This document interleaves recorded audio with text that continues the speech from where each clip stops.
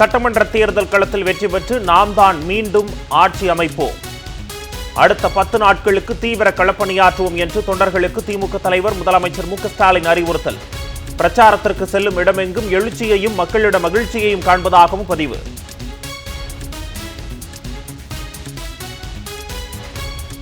தமிழ்நாடு முழுவதும் QR கோடுடன் கூடிய பூத் ஸ்லிப் வழங்கும் பணிகள் தொடங்கி விறுவிறுப்பு. வீடு வீடாக சென்று வாக்காளர் தகவல் சீட்டை வழங்கி வரும் தேர்தல் அலுவலர்கள்.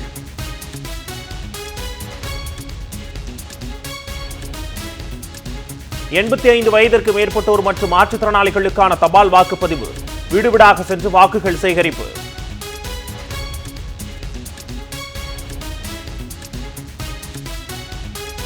அதிமுக எனும் முகமூடி அணிந்து தமிழ்நாட்டிற்குள் நுழைய முயற்சிக்கிறது பாஜக.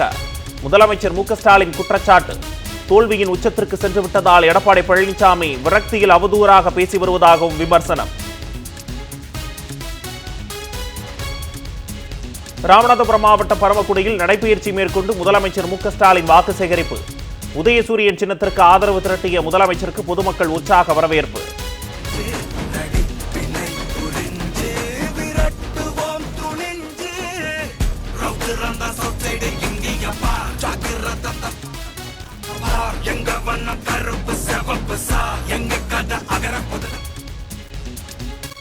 ராமநாதபுரம் மற்றும் தூத்துக்குடி மாவட்டத்தில் இன்று மாலை பிரச்சார பொதுக்கூட்டத்தில் பங்கேற்று வாக்கு சேகரிக்கிறார்.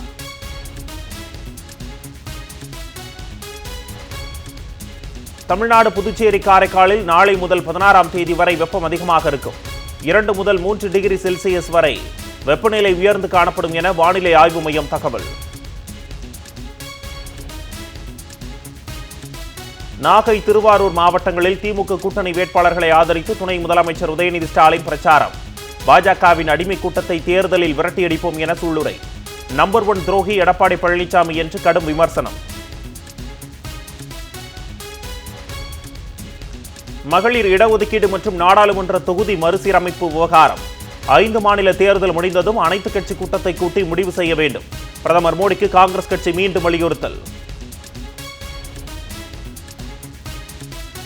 சொந்த குடும்பத்தையே கவனிக்காத விஜய் நாட்டு மக்களை எப்படி காப்பாற்றுவார்? விஜய் கட்சி வேட்பாளரை கேள்விகளால் துளைத்தெடுத்த பெண்கள்.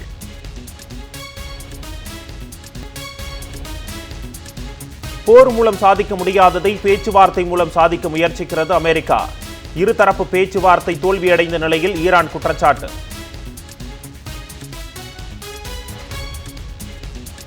ஈரானுக்கு ஆயுதங்கள் வழங்கினால் கடும் விளைவுகளை சந்திக்க நேரிடும். சீனாவுக்கு அமெரிக்க அதிபர் ட்ரம்ப் எச்சரிக்கை.